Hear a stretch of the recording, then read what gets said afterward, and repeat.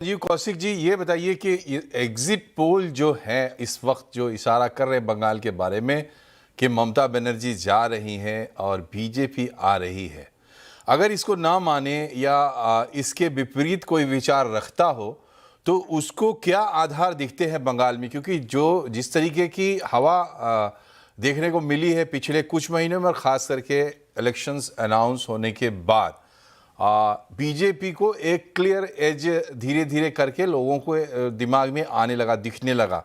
तो आमतौर पर लोग समझेंगे, लगता है कि नहीं ये नतीजे हो सकते हैं।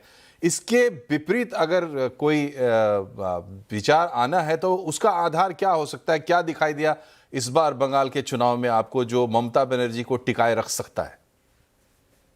मनोज जी, हमें कहने में कोई गुरेज नहीं है कि जो एग्जिट पोल जितने भी हैं तमाम अलग अलग एजेंसी हैं, स्वतंत्र एजेंसी हैं, और सच पूछिए तो उन एजेंसियों की यदि रेटिंग देनी हो और उन एजेंसियों के ऊपर यदि जिम्मेदारी डालनी हो तो पिछले 5 इलेक्शन का आप निकाल करके आंकड़ा देख लीजिए, उसके बाद में पता चलेगा। कई तो आपको दिखेंगे भी नहीं। कई ऐसी एजेंसियां भी आती हैं कि इस इलेक्शन के लिए वो पैदा होती है, अगले इलेक्शन में खत्म हो जाती है वो। तो हम उस पर नहीं जाना चाहेंगे। वो ठीक है, वो अपने तरीके से दिखा रहे हैं। इन इन एजेंसियों के इस तरह के आंकड़े प्रदर्शित करने से मूलतः जो रिजल्ट है वो परिवर्तन नहीं होने वाला है। दूसरी बात मैं कह रहा था कि बंगाल की स्थिति पर महिलाओं के बारे में बात की जा रही थी कि लॉ एंड ऑर्डर बहुत खराब है। कई बार कान पक गए सुनते सुनते कि आरजी कर कैसे कैसे महिलाओं की स्थिति क्या खराब है। डबल इंजन की सरकार उत्तर प्रदेश में है ना। उन्नाव की घटना याद है लोगों को, हाथरस की घटना याद है लोगों को, बदायूं रेप केस याद है लोगों को, अयोध्या में नाबालिग रेप केस याद है लोगों को। मुश्किल यह है कि हम वही देखना चाहते हैं जो हम देख पाते हैं और उसी के बारे में विश्लेषण करते हैं। सच बात यह है कि निश्चित तौर पे महिलाओं की सुरक्षा की बात होनी चाहिए, सुरक्षित भी होनी चाहिए। लेकिन क्या ये इतना बड़ा मुद्दा है कि तमाम तरह की बातों को एक तरफा छोड़ दिया जाए और उसके बदले में सरकार को पलट दिया जाए, सरकार की जन कल्याणकारी योजनाओं को पलट दिया जाए?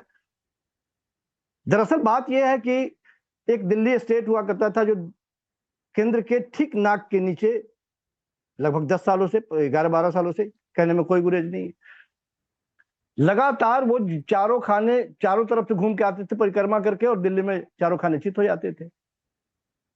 एक वो नासूर बना हुआ था और एक नासूर बंगाल की सरकार बनी हुई है, बड़े मजबूती से पूरी ताकत लगा के। साहब, ये 2026 की बात है।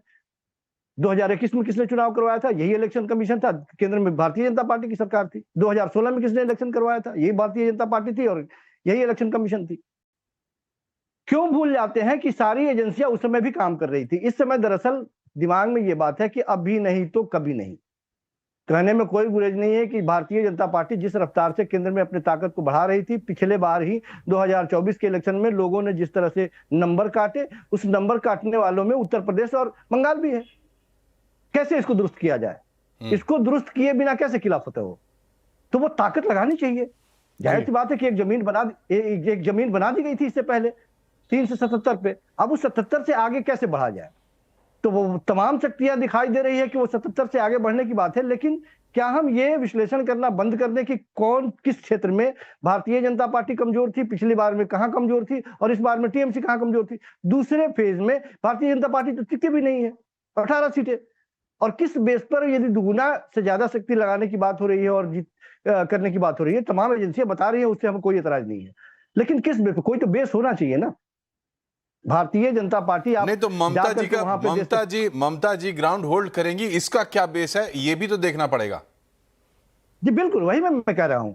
ममता बनर्जी दरअसल में भारतीय जनता पार्टी की बहुत पुरानी सहयोगी रही है। भारतीय जनता पार्टी के नस नस से वाकिफ है कि किस तरह की राजनीति करती है भारतीय जनता पार्टी, और उन्हीं के पिच पर जाकर उनको मात देती है। आप जय श्री राम का नारा लगाते हैं, वो जय राम बंगला कहने की बात कर रही है। वो आप इस बात को समझिए कि जो बहुत दिनों तो बहुत लंबे समय तक आपकी सहयोगी रही है, आपके नस नस से वाकिफ है, आपको कमजोरियों को समझती है, आपकी नीतियों को समझती है और उसी नीति के आधार पर आपको। अच्छा, तो इस पर एक सवाल और उठता है, अवधेश जी के पास आते हैं उस पर कि अवधेश जी, मान लेते हैं कि ये जो एग्जिट पोल हैं ये परिवर्तन के एग्जिट पोल है और भारतीय जनता पार्टी सरकार बना रही है पश्चिम बंगाल के अंदर। यहां से पश्चिम बंगाल की राजनीति कैसे, क्या ममता जी सिर्फ 5 साल के लिए बाहर हुई और अगले चुनाव में उतनी ही बड़ी दावेदारी पेश करेंगी? मतलब उनकी जमीन वही है। देखिए, ये अक्सर बहुत बड़े कैलकुलेशंस होते हैं चुनाव के अंदर, बारीक बारीक कैलकुलेशन लगा के धीरे धीरे, और जिसमें बीजेपी जितनी सिद्धस्त है उतनी शायद कोई और पार्टी ना हो। पश्चिम बंगाल में 15 साल से ममता बनर्जी ने अपने दम पे अपनी सरकार रखी, लेकिन एंटी इनकम्बेंसी कहिए या और तमाम चीज़ें, क्योंकि यहाँ दो पार्टियों की टक्कर है, लोगों को कन्विंस करने की बात है, जिसने कन्विंस किया, जिसने अपने पक्ष में वोट लिया वो लेकर आते। लेकिन क्या ये एक युग का अंत होगा और एक युग की लंबी शुरुआत, या 5 साल बाद जब चुनाव में जाएंगे तब दोनों वापस से उसी कांटे की टक्कर पे खड़े होंगे? बिपिन जी, मैं तो पहले आप तमिलनाडु पर थोड़ा बोलना चाहता था, आगे आप समय देंगे तो बोलेंगे। करेंगे तमिलनाडु पे, बिल्कुल। तमिलनाडु क्या है, लेकिन अब पश्चिम तो देखिए तमिलनाडु में नहीं, मैं कह रहा हूं आगे बात करेंगे तमिलनाडु पे, सर आगे तमिलनाडु पे बात करेंगे, अभी थोड़ा बंगाल। ठीक है, हाँ ठीक है।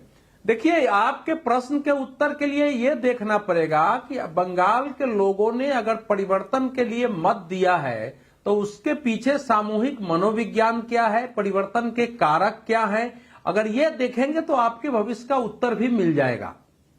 तो इस बार जो खासकर जो सघन SIR हुआ है, जो अभियान चला है, और जिस प्रकार से चुनाव में शक्ति हुई है, जो सुरक्षा शक्ति और बाकी चीज दिखाई गई है, वो दरअसल पश्चिम बंगाल में राज्य की सत्ता की पुनर्वापसी है। वो इस रूप में पुनर्वापसी है कि पश्चिम बंगाल में राज्य से ज्यादा राज्य से जुड़े हुए गैर राज्यीय शक्तियां, जिनको सिंडिकेट कुछ कहिए, वो हावी है पिछले लंबे समय से।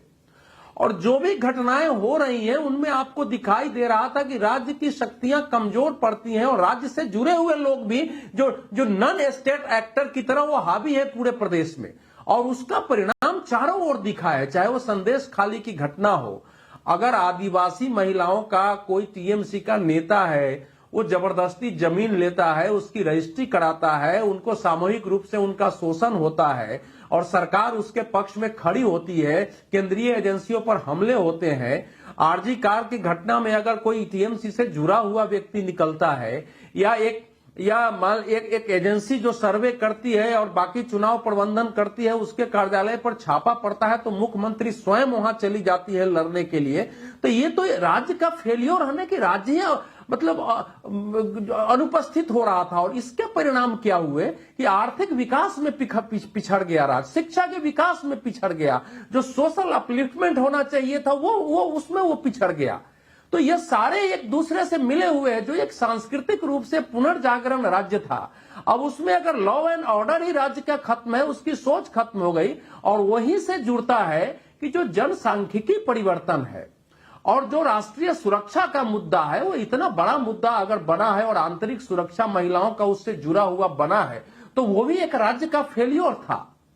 तो अब जो वोट है उसमें कुछ तो महत्व, लोगों की आकांक्षाएं ऐसी हैं कि वो इस रूप में राज्य को नहीं चाहते हैं। वो चाहते हैं कि राज्य ऐसी हो, इसीलिए चुनाव पारदर्शी, निष्पक्षता स्थापित होना, कि राज्य व्यवस्था पारदर्शी हो। साथ ही साथ हमारे यहां भी जो इस शब्द को लोग बोलते नहीं है, लेकिन आप एक समुदाय के पक्ष में खड़े होते हैं, दूसरे समुदाय के साथ समस्या पैदा होती है, तो हिंदुओं के अंदर जो भाव पैदा हुआ बांग्लादेश को देखकर कि जो कुछ यहां हो रहा है, अगर हमने इस सत्ता को नहीं बदला तो बांग्लादेश हमारे यहां भी घटित हो सकता है, बहुत बड़े वर्ग में हुआ है।